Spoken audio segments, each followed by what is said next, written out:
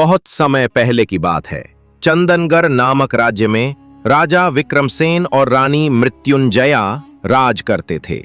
राजा पराक्रमी थे और रानी विदुषी और रहस्यों की ज्ञाता। दोनों का प्रेम अनन्य था, लेकिन रानी की एक आदत अजीब थी। वह हर पूर्णिमा की रात एक गुप्त कक्ष में जाती और वहां से आने के बाद दिन भर मौन रहती। राजा ने कभी पूछा नहीं, क्योंकि उनका विश्वास रानी पर अटूट था। लेकिन फिर एक दिन रानी एक गंभीर बीमारी से ग्रस्त हो गईं।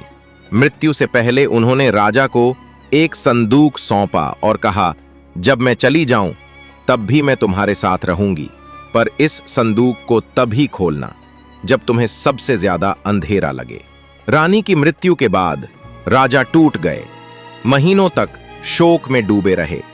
जब राज्य पर आक्रमण हुआ, उनके विश्वासघाती मंत्री ने गद्दारी कर दी और राजा को जंगल में छुपना पड़ा। वहीं अकेलेपन में राजा ने रानी का संदूक खोला। संदूक में एक चिट्ठी थी। यदि तुम यह पढ़ रहे हो तो संकट गहरा है। अब समय है कि तुम उस रहस्य को खोजो जो तुम्हारे और इस राज्य के भाग्य से जुड़ा है।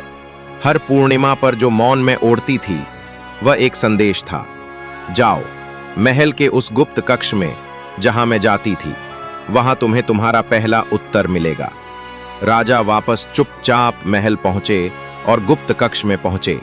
वहां दीवार पर कुछ श्लोक अंकित थे और एक दर्पण था जो सामान्य नहीं था।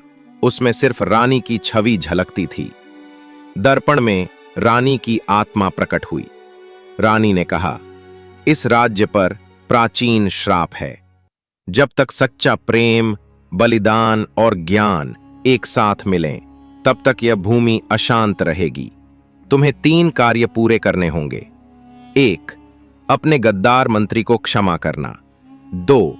युद्ध से भागने के स्थान पर शांतिपूर्वक संवाद करना। 3. मेरी अंतिम वसीयत पूरी करना, एक गुरुकुल की स्थापना जहां स्त्रियों को शिक्षा मिले। राजा स्तब्ध थे, लेकिन रानी के शब्दों में सच्चाई थी। उन्होंने रानी के निर्देशों पर चलना शुरू किया। राजा ने अपने मंत्री को क्षमा कर दिया, जिससे वह आत्मग्लानि से रो पड़ा और दुश्मन की गुप्त योजना राजा को बता दी। राजा ने युद्ध को टालने के लिए राजनयिक वार्ता की और अंततः रानी की अंतिम इच्छा अनुसार एक सुंदर गुरुकुल बनवाया, जहां हर वर्ग और लिंग के बच्चों को समान शिक्षा दी जाती थी। जब सब कार्य पूर्ण हुए तो एक दिन राजा ने फिर से दर्पण देखा। रानी की आत्मा मुस्कुरा रही थी। दर्पण से एक अंतिम संदेश उभरा, अब मैं मुक्त हूं और तुम भी। राजा ने रानी की याद में उस दर्पण को गुरुकुल के पुस्तकालय में रखवा दिया और हर पूर्णिमा को वो बच्चों को रानी की कहानी सुनाते। रहस्य केवल डरने के लिए नहीं होते, वे प्रकट होते हैं तब जब हृदय निर्मल और प्रेम